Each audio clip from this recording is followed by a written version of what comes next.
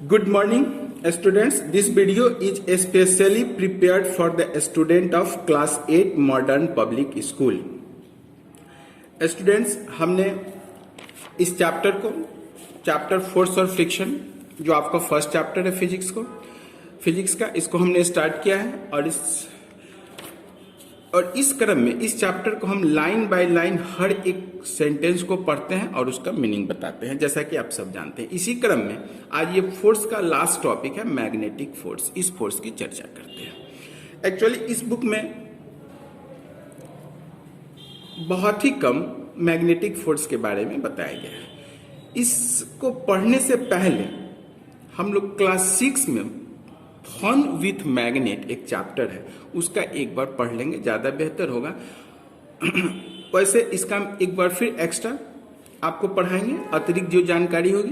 But in this lecture we study your book. Magnetic force exerted by magnet is called magnetic force. अब आप जानते हैं what is magnet. तो magnet 6 class में पढ़े होंगे। Magnet is a substance which can attract iron like material which is called magnetic material. तो आपके बुक में लिखा है the force exerted between two magnets. एक फोर्स जो एक्सर्ट करता है किसके बीच? टू मैग्नेट, दो मैग्नेट के बीच, और between a magnet and magnetic material. अब यहां एक नया शब्द है मैग्नेटिक मटेरियल और एक और है मैग्नेट। तो मैग्नेट को कैसे डिफाइन करोगे कि magnet is a substance which can attract iron like objects. तो व्हाट इज मैग्नेट? तो magnet is a substance which can attract iron like object. And what is magnetic material? Magnetic material like iron, cobalt, nickel, etc., which can be attracted by a magnet. It means magnetic material are those materials which can be attracted by a magnet. For example, iron, cobalt, nickel, steel. Steel means not stainless steel, which is used in our home as a utensils. That is stainless steel. Stainless steel is not magnetic material. Steel is magnetic material. Steel is the alloy of iron with a small amount of carbon. तो इस line से आपने क्या क्या समझा कि the force exerted by two magnets, दो magnets के बीच लगने वाला force, rather a magnet and a magnetic material, एक मैग्नेट और एक दूसरा magnetic material like iron, cobalt, nickel के बीच लगने वाले फोर्स को क्या कहते हैं? मैग्नेटिक फोर्स कहते हैं। तो according to your book what is magnetic force? The force exerted by two magnet, the force exerted by magnet is called magnetic force, or the force exerted between two magnets or a magnet and magnetic material is called magnetic force. Magnet के द्वारा लगने वाले force को magnetic force कहते हैं। Rather दो magnet के बीच लगने वाला फोर्स या एक मैग्नेट और एक magnetic material iron, cobalt, nickel के बीच लगने वाले फोर्स को क्या कहते हैं? मैग्नेटिक फोर्स कहते हैं। अब देखिए, gravitational force, electrostatic force and magnetic force all are non contact force, action at a distance force. तो but there is a difference between gravitational force and electrostatic force, magnetic force. Gravitational force always attractive, but electrostatic force and magnetic force may be attractive or repulsive. It means magnetic force is also attractive or repulsive like electrostatic force. मतलब क्या समझे कि gravitational force electrostatic force और magnetic force से थोड़ा अलग है। Electrostatic force और मैग्नेटिक फोर्स अट्रैक्टिव और रिपल्सिव दोनों हो सकते हैं, बट ग्रेविटेशनल फोर्स ऑलवेज क्या होते हैं? अट्रैक्टिव ही होते हैं। तो यही लिखा हुआ है कि like electrostatic force, electrostatic force के जैसा ही magnetic force is either attractive और रिपल्सिव। मैग्नेटिक फोर्स अट्रैक्टिव भी हो सकते हैं और रिपल्सिव भी हो सकते हैं। अब हम जानते हैं, इस क्लास में आपने बेहतर पढ़ा, a magnet has two poles, north pole and south pole. Actually हम लोग बार मैग्नेट की बात करते हैं, जैसा कि इसमें दिखाया गया है, एक बार मैग्नेट है और बार मैग्नेट का एक एंड नॉर्थ पोल की भांति वर्क करता है और दूसरा साउथ पोल की भांति वर्क करता है। तो a magnet has two poles, north pole and south pole. Unlike pole attract each other but like pole repel each other. तो क्या समझे अभी तक? Force exerted between two magnets or a magnet or magnetic material is called magnetic force. Magnet means substance which can attract iron-like objects.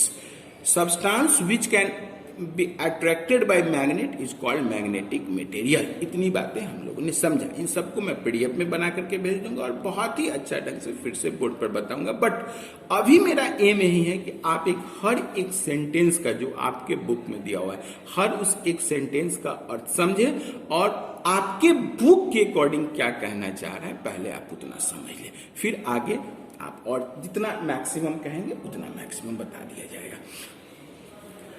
हाँ, तो अब आइए आगे। A magnet has two poles, north pole and south pole. Unlike pole attract each other, like pole repel each other. तो two similar pole, similar मतलब एक जैसा, two similar pole of different magnet repel each other. एक अगर different magnets हैं उनके अगर एक जैसे पोल होंगे, जैसे नॉर्थ पोल रिपेल करेंगे, बट अगर अपोजिट पोल होंगे, but two opposite pole when brought close to one another it attract each other. मतलब याद इतना ही रखेंगे कि unlike pole of a magnet attract each other, like pole repel each other. Magnetic force between two magnet does not require any contact, therefore it is called non contact force. तो इसको हम लोग फर्स्ट ऑफ ऑल ही देखिए कि electrostatic force, gravitational force, magnetic force, all these three forces are non-contact force because they exert without any contact। तो हम लोग first of all शुरू से ही यही पढ़ते आ रहे हैं। इस प्रकार हमारा आपके बुक में जो लिखा हुआ सेंटेंस था उसके अकॉर्डिंग ये फोर्स चैप्टर खत्म हुआ, बट इतना आपके लिए बहुत ही कम है। हम इसको फिर से एक्स्ट्रा आपको एक्स्ट्रा जो कुछ हो पाएगा उसको अगले बार बोर्ड पे हम लोग पढ़ाएंगे। आशा करते हैं कि पिछले बार ग्रेविटेशनल फोर्स का जो हमने बोर्ड वर्क किया है उसको आप पीडीएफ भी भेजें, उसको आप अच्छी ढंग से लिख के उसका नोट्स बना लेंगे, याद करेंगे और कोई प्रॉब्लम हो तो जरूर कमेंट करेंगे।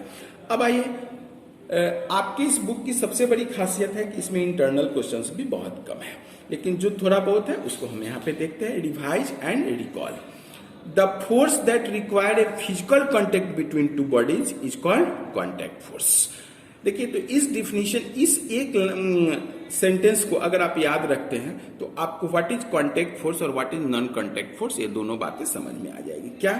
The force that require a physical contact between two bodies to act on them is called contact force. I अगर नॉट फिजिकल कॉन्टैक्ट अगर लगा होता तो आंसर हो जाता नॉन कॉन्टैक्ट फोर्स। तो इसका आंसर क्या होगा? Contact force.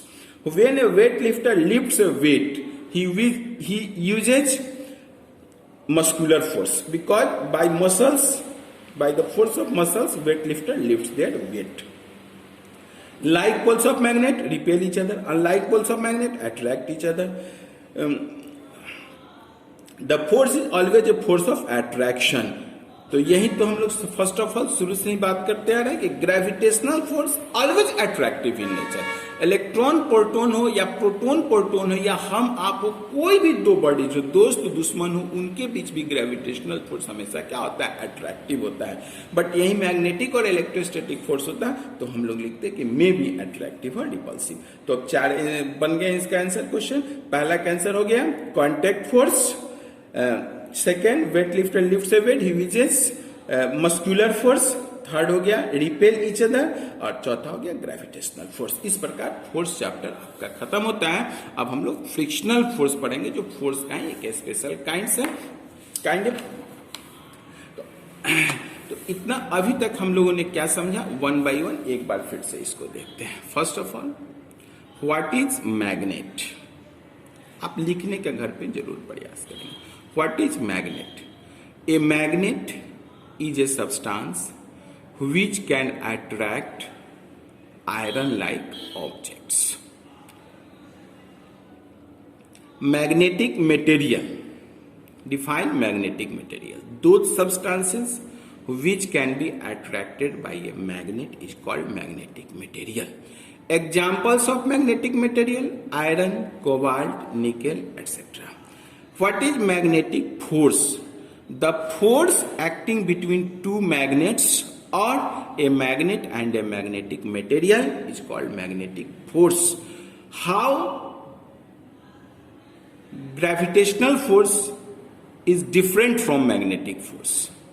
So gravitational force always attractive in nature, while electrostatic force and magnetic force may be attractive or repulsive. Next question. What is the similarity between electrostatic force and magnetic force? So electrostatic force and magnetic force both are action at a distance force or non-contact force, but a special mention कि both are attractive and repulsive. Then what is the attraction repulsion process? So unlike poles of a magnet attract each other, like poles of a magnet repel each other. अगर आप थोड़ा और अंदर आते तो बोलता कि what is pole? The preferred region of a magnet where its strength is maximum is called magnetic force and divide and recall. इस प्रकार ये चैप्टर खत्म हुआ. अब स्टार्टिंग के कुछ क्वेश्चंस होंगे जो फोर्स से रिलेटेड होंगे और उसके बाद का फ्रिक्शनल फोर्स से रिलेटेड होगा. तो अब इस क्वेश्चंस को भी हम लोग कुछ करने का प्रयास करते हैं. फर्स्ट क्वेश्चन है, which among the following as an example of contact force? Friction force, gravitational force, magnetic force, electrostatic force. Actually questions बनाने से हमारे कॉन्सेप्ट पूरे क्लियर हो जाते हैं. तो अब जरा आप खुद समझिए, which among the following is an example of contact force? इनमें जो भी फोर्स दिया गया है उनमें कॉन्टैक्ट फोर्स कौन है? Frictional force, gravitation force, magnetic force, electrostatic force. अगर हम लोग फ्रिक्शनल फोर्स नहीं भी पढ़े तो भी कह सकते हैं कि gravitational force action at a distance force, that is non contact force. Magnetic force also action at a distance force. Electrostatic force also action at a distance force. It means frictional force is a contact force. It's answer by option process. But आज अब हम लोग friction पढ़ेंगे, उसमें देखेंगे कि frictional force का role तभी प्ले होता है जब एक सरफेस दूसरे सरफेस पर मूव करते हैं या मूव करने का प्रयास करते हैं. It means frictional force is a contact force. Force can stop a moving body, change the shape of a body, change the direction of a body, all of this. अगर हमने इफेक्ट ऑफ फोर्स पढ़ा है तो उसमें हमने बताया effect of force में कि what is the effect of force, कि by applying force a stationary body can move. A moving body may comes in a state of rest. Velocity of a moving body may be increase or decrease. Shape and size of a body be changed. It means answer all of these. Identify the non-contact force that would best suit in lifting and placing large amount of iron scraps in workplace. Magnetic, gravitational, electrostatic, muscular. Take it. Non-contact force that would best suit in lifting and placing large amount of iron scraps of workplace. एक simple बात से आपने आसपास की घटनाओं से भी हम समझ सकते हैं. कभी आप साइकिल की दुकान पे अपनी साइकिल बनवाने गए होंगे, वहां मजदूर क्या करता है? साइकिल बनाने वाला उसके चूंकि इक्विपमेंट्स नट बोल्ट या आप कहोगे उसके जो छोटे छोटे आयरन के मटेरियल के ऑब्जेक्ट्स बने होते हैं, उसको वो कलेक्ट करने के लिए एक मैग्नेट का इस्तेमाल करता है. एक मैग्नेट को घुमा देगा चारों तरफ और जो भी मैग्नेटिक मटेरियल होगा, छोटा छोटा बॉल बेयरिंग जिसको बॉल कहते हैं में भी, वो सब उसके अंदर अट्रैक्ट हो जाएगा. यही काम वर्क प्लेस पे आयरन स्क्रैप्स को करने के लिए मैग्नेट का यूज किया जाता है. मैग्नेट के यूज से सिर्फ आयरन मटेरियल जो होंगे उसमें चिपक जाएंगे और बाद बाकी सब जो भी नॉन मैग्नेटिक होगा, जो आयरन नहीं होगा, वो रह जाएगा। तो अब इसका आंसर आप समझ गए, मैग्नेटिक फोर्स। तो फर्स्ट का आंसर हो गया फ्रिक्शनल फोर्स, सेकेंड का answer all of those, third का आंसर मैग्नेटिक फोर्स।